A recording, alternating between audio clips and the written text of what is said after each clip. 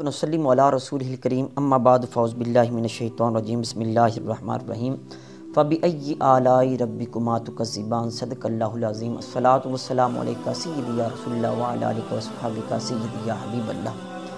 तुम अपने रब की कौन कौन सी नेमतों को झुठलाओगी। अज़ीज़ सामीन मोहतरम, अल्लाह तबारक व तआला की दी हुई नेमतों के ऊपर हमारी नज़र रहनी चाहिए।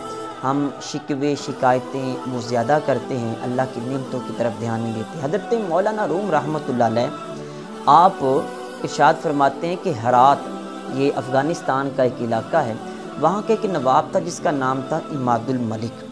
वो इंतहाई शरीफ़ुन नफ्स और फ़याज़ सखी था।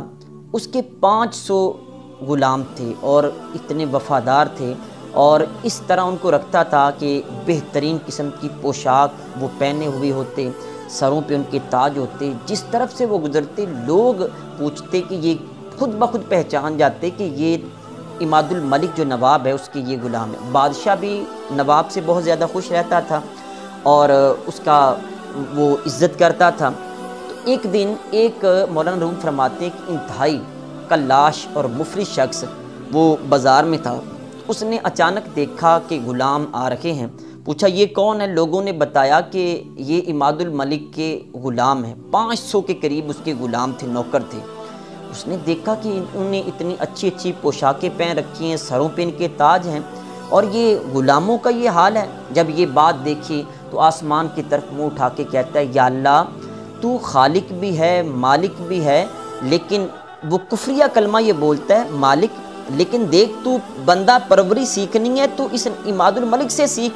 नाउज़ बिल्लाह मिन ज़ालिक, तू खालिक भी है, मालिक भी है, लेकिन बंदा परवरी तू भी सीखना। देख उसके ग़ुलामों ने किस तरह की पोशाकें पहन रखी हैं, सरों पे ताज हैं। जब इतनी बात हुई तो इसके बाद वो शख्स उसी बाज़ार में वो था कि चंद दिन गुज़रे तो किसी बात के ऊपर बादशाह इमादुल मलिक से नाराज़ हो गया। जब वो नाराज़ हुआ तो उसने इमादुल मलिक को पकड़ा, जेल में डाल दिया, ग़ुलामों को भी पकड़ लिया और फिर ग़ुलामों से ये तफ्तीश करने लगा, पूछने लगा कि बताओ उसके ख़जाने कहाँ हैं, इसके दफीने कहाँ हैं। ग़ुलामों ने इनकार किया तो उसने तरह तरह के अजाब दे करके उनको काटना शुरू कर दिया। वो जो मुफलिस और कल्लाश शख्स था वो भी वहाँ पे मौजूद था। जब उसने ये मंज़र देखा कि उसके ग़ुलामों को काटा जा रहा है, तरह तरह के अजाब दे करके मारा जा रहा है, तो वो जो बंदा था बेहोश होकर के गिर पड़ा। जैसे ही वो बेहोश हुआ तो हातिफ से आवाज़ आई, गैब से ये आवाज़ आई और आवाज़ देने वाला ये कह रहा था कि वो 500 ग़ुलाम वो कट गए, लेकिन उन्होंने अपने इमादुल मलिक के साथ बेवफाई नहीं की। उन्होंने दफीनों के बारे में नहीं बताया, ख़जानों के बारे में नहीं बताया, अपनी ज़ुबानें नहीं खोली। तो हातिफ से जो आवाज़ आ रही थी, गैब से जो आवाज़ आ रही थी, वो कह रहा था कि देख तू भी इन ग़ुलामों की वफ़ादारी देख और तू भी किसी मालिक का बंदा है। तू देख तो अपने मालिक से कितनी वफ़ा कर रहा है, तू भी तो रब का बंदा है ना, तू अपने मालिक से कितनी वफ़ा कर रहा है। आज हम देखें कि हम हमेशा शिकवे शिकायतें करते हैं, हम ये कहते हैं कि हमारे पास ये नहीं है, वो नहीं है। हम अपने मालिक की कितनी वफ़ादारी करते हैं, हम अपने मालिक से कितनी वफ़ा करते हैं। कभी हमने गौर किया अल्लाह ताला की नेमतें कितनी हमारे ऊपर हैं। मेरे करीम आका सल्लल्लाहु अलैहि वसल्लम एक दिन आपने इरशाद फरमाया सहाबाए किराम को कि ए सहाबाए किराम सुनो कि जबरील अलैहिस्सलाम मेरे पास आए हैं और उन्होंने मुझे एक शख्स के बारे में बताया। अजीब व गरीब ये वाक़या था। जबरील अलैहिस्सलाम अर्ज़ करते हैं कि या रसूलल्लाह सल्लल्लाहु अलैहि वसल्लम इन्ना लिल्लाहि अब्दन मिनल इबाद अबदल्लाह अज़्ज़ा व जल्ला खम्सा मेयाती सना। अल्लाह तबारक व ताला के बंदों में से एक अल्लाह का बंदा था जिसने 500 साल तक अल्लाह ताला की इबादत की और वो समंदर में एक जजीरे के अंदर अल्लाह की इबादत करता। अल्लाह तबारक व ताला ने खाने पीने का उसका इंतज़ाम इस तरह कर रखा था। एक सारे समंदर का पानी खारी था, वहाँ पे एक मीठे पानी का चश्मा था जिससे वो पानी पीता। एक अनार का वहाँ पे पौधा था जिस पे सुबह शाम अनार लगता, वो खाता, डकार आता, हज़म हो जाता और बड़ी यकसोई के साथ, दिलजमी के साथ, फुल कंसंट्रेशन के साथ वो अल्लाह ताला की इबादत करता रहा। 500 سال اس نے عبادت کی۔ جب اس کی موت کا وقت آیا، جبریل علیہ السلام عرض کرتے ہیں اس نے اللہ تعالیٰ سے اپنی کچھ خواہشات کا اظہار کیا۔ عرض کیا کہ مالک میری پہلی خواہش یہ ہے کہ جب تو میری روح قبض کرنے لگے، یعنی فرشتہ میری روح قبض کرنے لگے تو میرا سر سجدے میں ہو۔ دوسری میری خواہش یہ ہے کہ میرا جسم قیامت تک صحیح سلامت رہے، اس کو کوئی چیز نقصان نہ پہنچائے۔ اور تیسری میری خواہش یہ ہے کہ جب کل قیامت والے دن مجھے اٹھایا جائے تو سجدے کی حالت سے ہی اٹھایا جائے۔